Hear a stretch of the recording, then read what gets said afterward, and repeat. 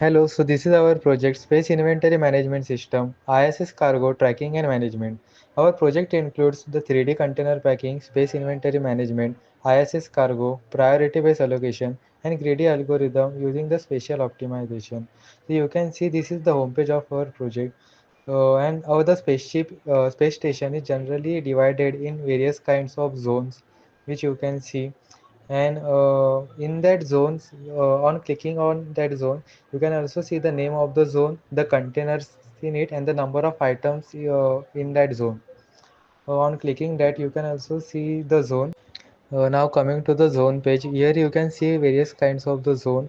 The containers are also listed, their dimension, capacity, location coordinates, weights, and other details are also there.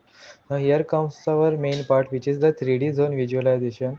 On clicking on that zone, you can also see the containers type and their top view, front view, and the side view of that zone and the containers in it. And after selecting one of the container, like clicking on it, you goes to the items in that container.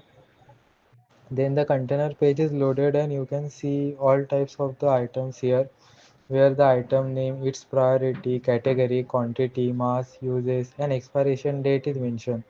Similarly, you can see all other uses and other description. The 3D visualization is also present for all the items present in that container.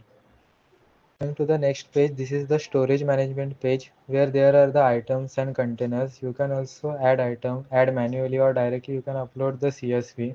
While adding the item, you can have to put first the name, then the category, and then the container ID. The container ID is given of what container you are choosing.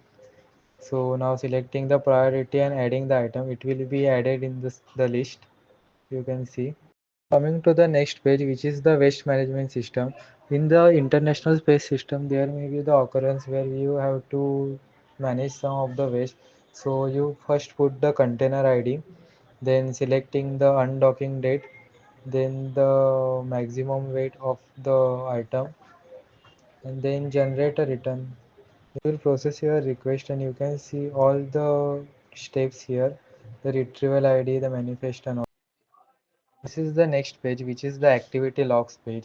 Here you can see all different types of the actions like the disposal plan, export, placement, simulation expired, and all other different types of things, the items and their descriptions, like the movement and reasons, users who has actually done that part.